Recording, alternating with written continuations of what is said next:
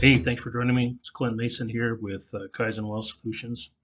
Today I was going to talk a little bit about the difficulties many people are having operating various forms of artificial lift, and then focus a little bit on gas lift and gapple and plunger lift as a solution, and kind of explain what's happening out there. And we're seeing more of this because all of our customers kind of go through these stages. They want to try proven forms of artificial lift in these horizontal wells, and then they run into the same problems. And whether it happens right away or happens a few months down the road, it does start to happen as the wells start to decline in production. So first of all, what's kind of going on down in these horizontal wells? Well, first of all artificial lift on the market today was really designed around vertical wells, not horizontal wells. And the way the liquid flows in, the way things react, the way fluid moves is significantly different between a vertical well and a horizontal well. Most horizontal wells are going to be in a constant slug state where liquid is not entering the vertical section consistently. And when you're running positive displacement pumps and things like that, it can be very difficult to keep them full. And then you end up with very low efficiency, running dry and gas locking, and lots of problems where you end up having to bring a rig out. So, pretty well all artificial lift was designed around a vertical well, not a horizontal well. So now we're trying to adapt them. So, there's kind of, here's some different types of artificial lift. There's probably other ones out there, but rod pump, HSP, ESP, jet pump, PCP, plunger lift, gas lift, and some of these are more sensitive than others to gas entry into their lifting areas. Like, for example, in ESP, when it's not getting consistent amount of fluid past it, they create heat. There's a pounding into the bearings where that's getting loading and unloading, and that can create all sorts of problems. And probably most people that have tried an ESP in a horizontal well knows that they throw them in there, and unless they're pumping a huge amount of liquid consistently, very quickly they start having very expensive breakdowns. Rod pump, it's basically a chamber. You get gas in there. It's very difficult to get the gas out because it's stroking up and down. PCP pump, progressive cavity, usually in shallower wells. But if you get gas running through those, the elastomer runs dry, gets very hot, and you destroy them very quickly. Like they just have to be in liquid all the time. Jet pumps, they can be a little sensitive to gas entry, mostly because of their lifting volumes, and you can also create cavitation and damage some of the throat nozzles, depending on, if it's designed for one rate and you get high fluctuating rates. But they're pretty forgiving. The only real negative thing I ever have about a jet pump is usually the pumping equipment itself. And there's also kind of limits on the depth where otherwise as you get deeper, the more horsepower, the more pressure, the more friction you have. So it can create a very expensive system. But sand and things like that, they're actually pretty good, and they're a great tool for cleaning out a well. So I mean, jet pumps have their place, but they again have to be designed properly.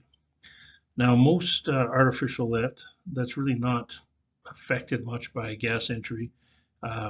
Gas lift, it doesn't care what's going through it. It'll inject the same amount of gas, whether it's gas or liquid or even sand. It doesn't really bother it. So it's very, it's basically isn't impacted by the slugging action or various flow rates and stuff. So it's very forgiving that way. Plunger lift actually creates the well and makes it unstable. It's not a stable flow. You're intermitting the well. You're doing all sorts of stuff. So it's really not affected that much by gas and slugging because you're putting it into that state anyways. And then gapple, which is gas-assisted plunger lift. The combination of gas lift and plunger lift, well, it's the same thing. It's not really affected by these unstable entries of liquid, because you're able to work around it. It doesn't create any damage typically. I mean, I suppose you could say, well, if the plunger runs dry, you could damage the top of the lubricator if you hit really hard or something, but that's not typical where you run completely out of fluid and stuff like that. So anyway, let's explain a little bit what's going on with the fluid movement. I've shown this chart before, but what happens is just as this gas and liquid and oil are moving through the horizontal section, it separates, and your gas scoots across the top, and as it's scooting across the top here, you know, it's sweeping a little bit of the liquid along, it's letting water drop out, and all sorts of stuff is happening here. And basically, unless this area is basically full of liquid, it does this. And then you get gas breaks through, and then it slugs, and a gas, and then slug. So then when we're flowing a well, it's just free flowing, you know, it comes up, you get a big shot of gas, and it's flowing along, and then a slug comes in, and you see the well's rate drop off and go again. Well, if you were trying to use other forms of artificial lift that is dependent on fillage or filling up these and keeping them saturated, like an ESP or a rod pump, it's very difficult because this is unknown. It's not like you know when a slug's coming or whatever. It's happening all the time. So you have a very hard time not getting gas into your system. So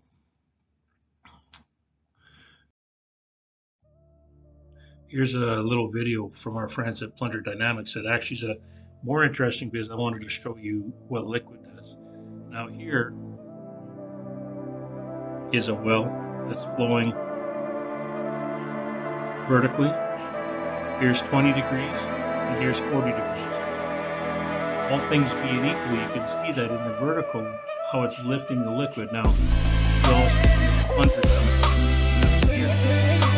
here,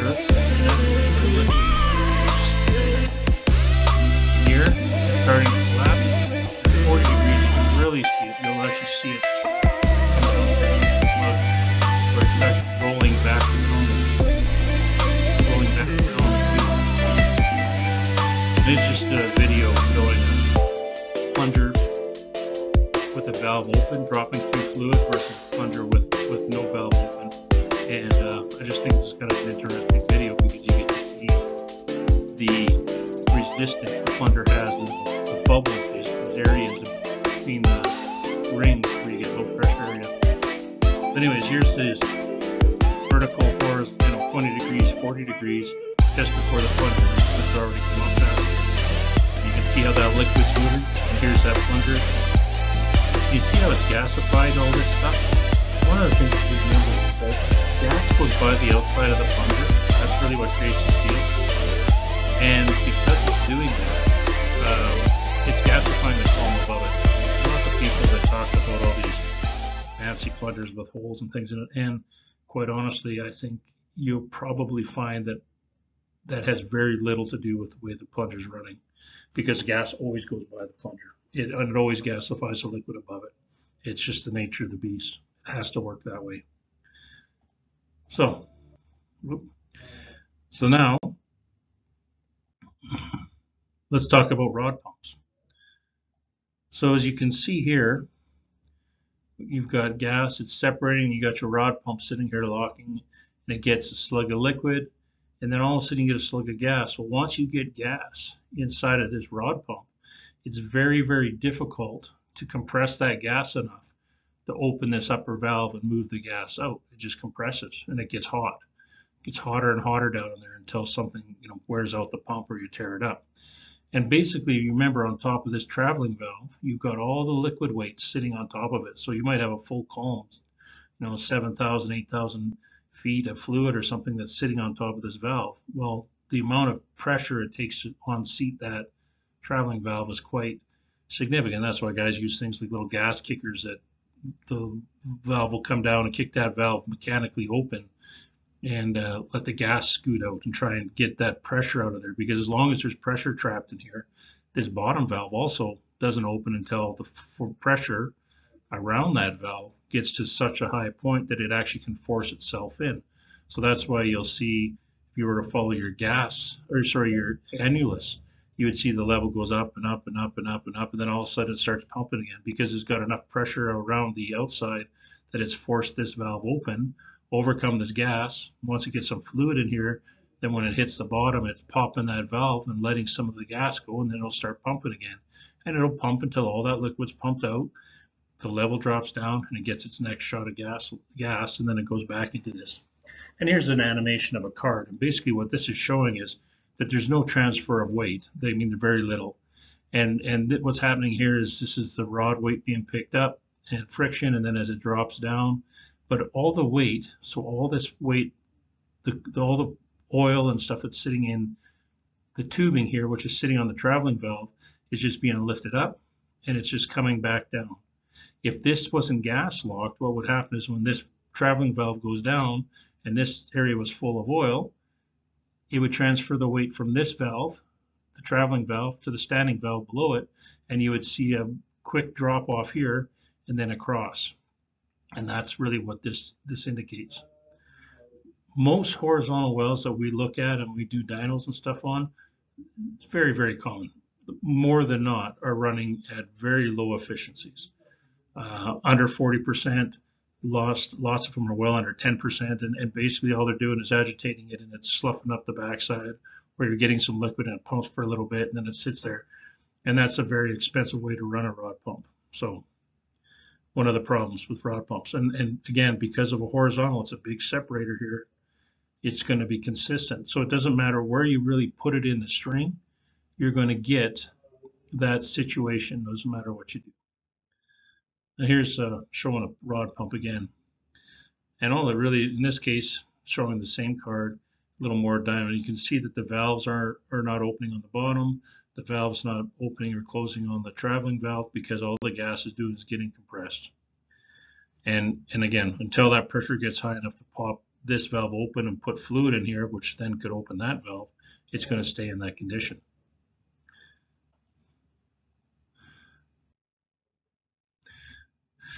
Here you got this same pump, and you can see we've got fluid moving in and moving into the pump.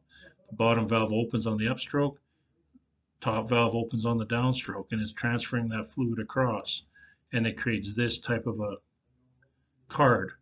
Weight of the fluid being picked up by the traveling valve as it moves across, as it gets to the top of the stroke, and then it very quickly, this is showing a little gas compression, but right here it's transferred all the weight of that liquid that's above the traveling valve onto the standing valve, and then it travels down, then it picks up the weight again.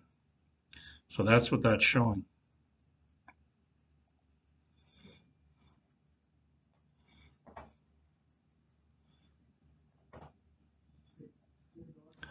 Okay.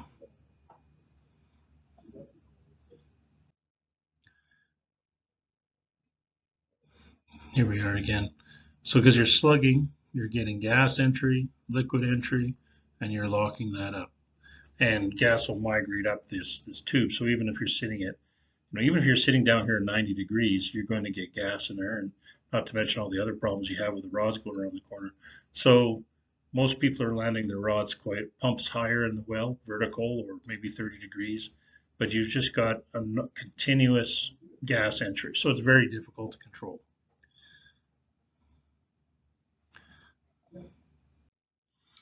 So we talk about a gas separator. Basically what you're doing is you're putting the nozzle of the pump into a chamber where your gas and liquid's flowing up, let's say most gas separators, flowing up the annulus side.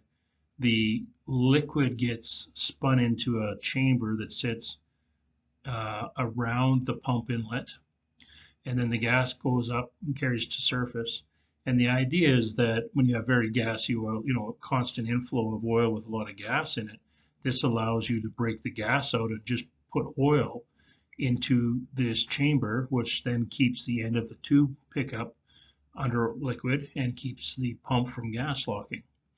One of the big problems with horizontal wells is you can have long periods of time between slugs. You've got, 1 mile or mile and a half or 2 miles or a couple of kilometers, whatever, and you can get a slug that takes a long time. It's not a consistent inflow. So even if you're got liquid that starts out and you're doing a good job keeping liquid in your gas separator, if it's a long period before that next slug comes in, it will actually pump that liquid off, and then you'll get gas entry in here and you're back into the same boat.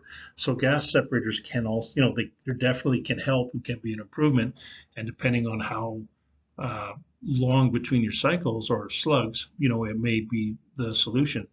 But eventually, when your liquid volumes get low enough, you're going to be back into that position where you really have to start to control your stroke speed as well. And the slugs, the inf is so inconsistent that you probably will still continuously gas lock no matter how much you try to adjust it. So that's kind of what is going on there. So what's going on with ESPs, right? So here you've got a whole bunch of impellers basically spinning at an incredibly high speed, and I don't know, 400 stages or something. I mean, there's some huge ESPs out there. When that liquid's in there between every stage, it just compresses it and moves it faster and faster, and that's how you get it to come to surface. So you've got this high rotation, high horsepower. Most of the electric drives are requiring the liquid going by it to carry the heat away. So when you get gas going through there, the motors overheat is one of the problems. And also you're basically slamming these, instead of keeping these impellers under a constant load, you're loading them and unloading them, and they're slamming. And you can see a lot of wear on your thrust bearings, which are basically taking the downward force, because as that's pushing the liquid up, there's a downward force on the pump. So as those things kind of get beaten up by this constant hammering, they come apart. And again, one of the reasons, I mean, an ESP is an amazing device and can move a huge amount of fluid until it starts getting gas in it. And once you get into that position, very difficult to keep them together and very expensive. So you got to be very careful when you're working with those, that you're not going to be in a position. And again, very difficult to keep that gas from entering from a horizontal well.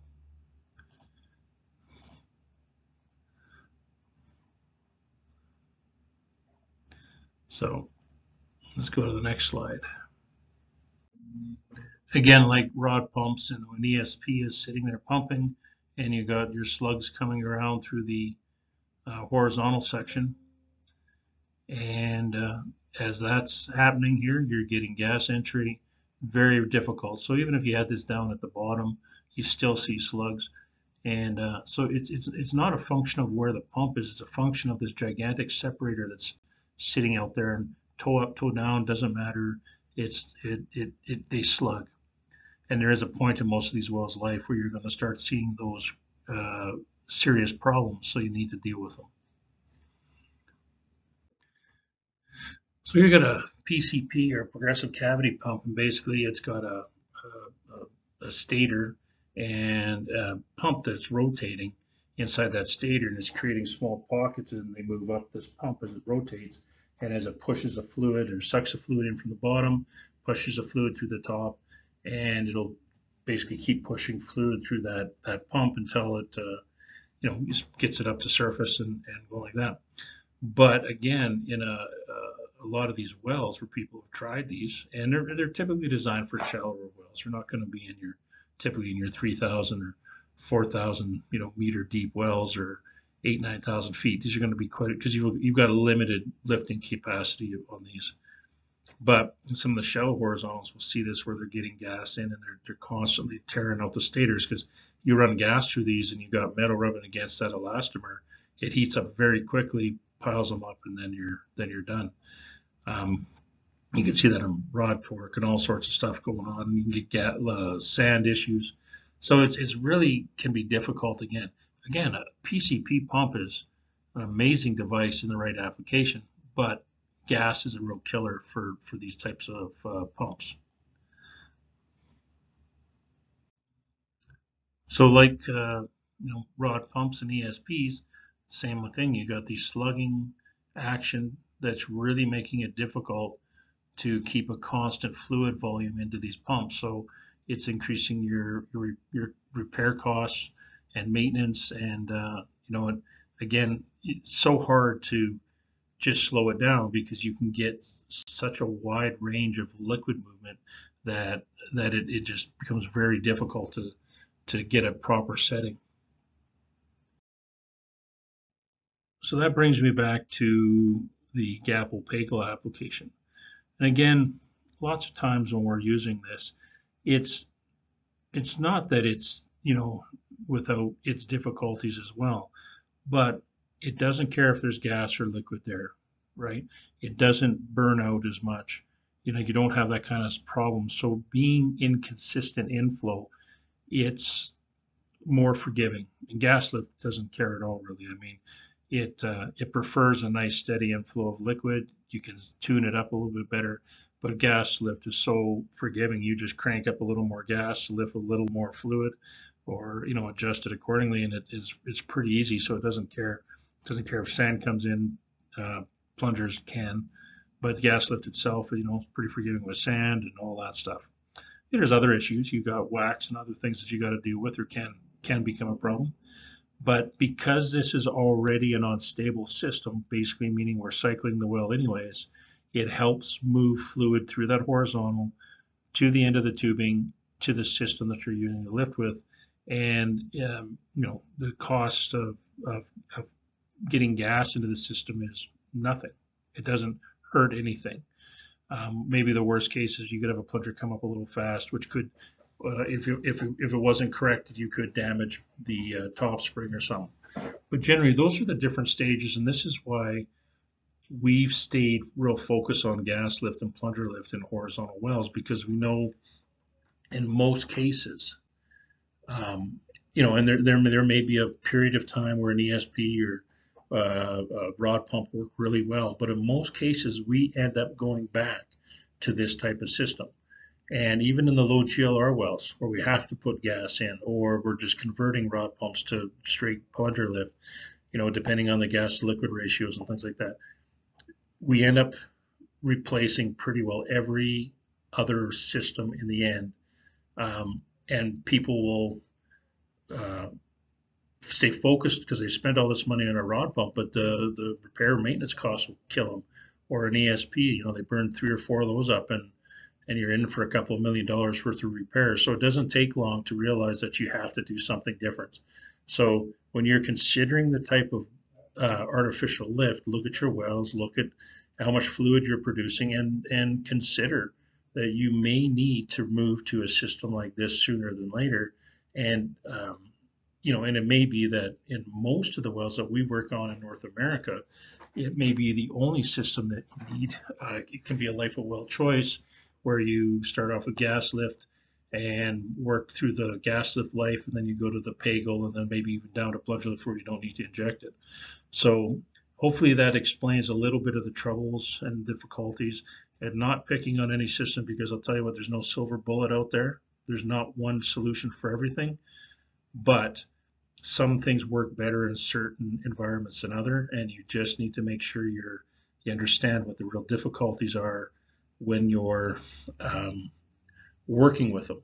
And rod pumps and stuff, I know it's a go-to thing, but honestly, they have a lot of difficulties, and they're not cheap. They're a very expensive device as well. The right application, can't beat them. Tremendous. An application where you're not able to keep those pumps filled up, and you're starting to do run with very low efficiency, it's going to cost you a lot of money. Anyway, have a great day. Thanks for spending some time with me, and take care.